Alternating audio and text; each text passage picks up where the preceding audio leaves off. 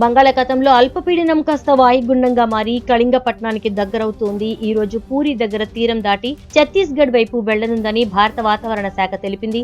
తెలుగు రాష్ట్రాలపై ఉన్న ద్రోణి ప్రభావం అలాగే ఉంటుందని, మరో 3 రోజుల పాటు వాతావరణం ఇలాగే ఉంటుందని చెప్పింది. ఏపీ, తెలంగాణలో ఈ రోజు నుంచి 24 వరకు తేలికపాటి నుంచి మోస్తరు వర్షాలు కురిసే అవకాశం ఉందని వాతావరణ శాఖ చెప్పింది.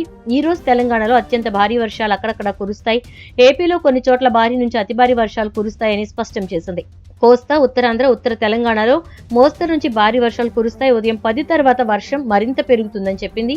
హైదరాబాద్ లోనూ మళ్లీ వాన మొదలవుతుందని, ఉదయం 11 తరువాత ఉత్తరాంధ్రలో అత్యంత భారీ వర్షాలు మొదలై మధ్యాహ్నం 3 వరకు కురుస్తాయని చెప్పింది. సాయంత్రం 5 తర్వాత ఏపీలో వాన ఆగుతుంది, కానీ హైదరాబాద్, ఉత్తర, పశ్చిమ తెలంగాణలో కురుస్తూనే ఉంటుందని చెప్పింది.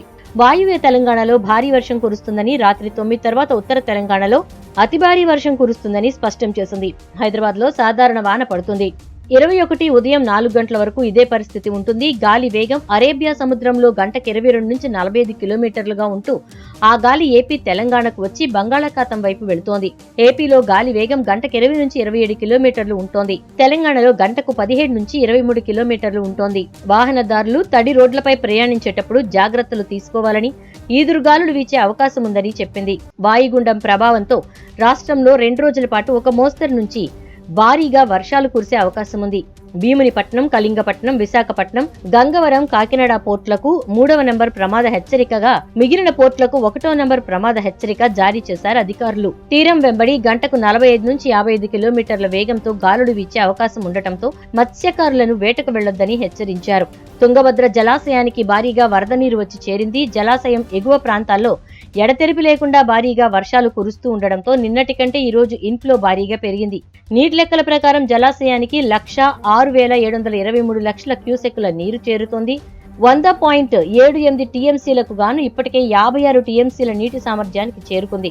ఇన్ఫ్లో ఆధారంగా చూస్తే ఈ రోజు 60 టీఎంసీలకు చేరింది. దీంతో అవుట్ఫ్లో 404 క్యూసెక్కుల నీటిని జలాశయం నుంచి వివిధ కాలువలకు వదిలారు. జలాశయం నీటి మట్టం 1633 అడుగులకు గాను 1618 అడుగుల నీటి మట్టంకు చేరింది. తుంగభద్ర దిగువ కాలువ కింద ఆధారపడిన రైతులు సాగుకు సిద్ధమవుతున్నారు. భద్రాద్రి కొత్తగూడెం జిల్లాలో జలాశయాలు పూర్తి స్థాయిలో నిండిపోయాయి. మొన్నటి వరకు 10 అడుగుల వరకు ప్రవహిస్తున్న గోదావరి నీటి మట్టం క్రమంగా పెరుగుతోంది. గోదావరి నది స్నాన ఘట్టాల వరకు వరద నీరు చేరింది. ఇసుక తిన్నెలు అన్ని వరద నీటిలో మునిగాయి. గోదావరి నీటి మట్టం శనివారం ఉదయం 31 అడుగులకు చేరింది. 43 అడుగులు చేరితే మొదటి ప్రమాద హెచ్చరిక జారీ చేయనున్నారు. తాలిపేరు ప్రాజెక్టుకు భారీగా వరద నీరు వచ్చి వస్తోంది. శనివారం ఉదయం ప్రాజెక్టుకు 20 గేట్లను ఎత్తి 66,900 క్యూసెక్కుల వరద నీరు కిందికి విడుదల చేశారు. 43 అడుగులకు చేరితే మొదటి ప్రమాద హెచ్చరికను జారీ చేస్తారు. గద్వాల జిల్లా జూరాల ప్రాజెక్టుకు వరద నీరు పెరుగుతోంది. అధికారులు 5 గేట్లను ఎత్తేశారు. ప్రాజెక్టు ఇన్ఫ్లో 70,000, అవుట్ఫ్లో 32,267 క్యూసెక్కులుగా ఉంది. నిజామాబాద్ జిల్లాలోని శ్రీరామ్ సాగర్ ప్రాజెక్టులోకి 18,275 క్యూసెక్కుల వరద నీరు వస్తోంది. ప్రాజెక్టు పూర్తిస్థాయి నీటి మట్టం 1,091 అడుగులు కాగా 1,066 అడుగులకు చేరుకుంది. భారీ వర్షాలతో తెలంగాణలోని చెరువులు నిండుకుండలా కనిపిస్తున్నాయి. శ్రీశైలం జలాశయం నిండుకుండలా మారింది. దీంతో జలాశయం ఇన్ఫ్లో 37,265 క్యూసెక్కులుగా ఉంది. ప్రాజెక్టు పూర్తిస్థాయి నీటి మట్టం 885 అడుగులు కాగా ప్రస్తుతం 810.90కు వరద నీరు చేరింది. దీంతో జల విద్యుత్ కేంద్రంలో విద్యుత్ ఉత్పత్తి నిలిచిపోయింది. మరో 2 రోజుల పాటు వర్షాలు పడే అవకాశం ఉందని వాతావరణ శాఖ చెప్పడంతో శ్రీశైలం డ్యాం అధికారులు అప్రమత్తమయ్యారు. ఎప్పటికప్పుడు పరిస్థితిని సమీక్షిస్తున్నారు. ప్రాజెక్టుకు మరింత వరద నీరు పెరిగితే గేట్లు ఎత్తి దిగువ వదిలేందుకు చర్యలు చేపడుతున్నారు.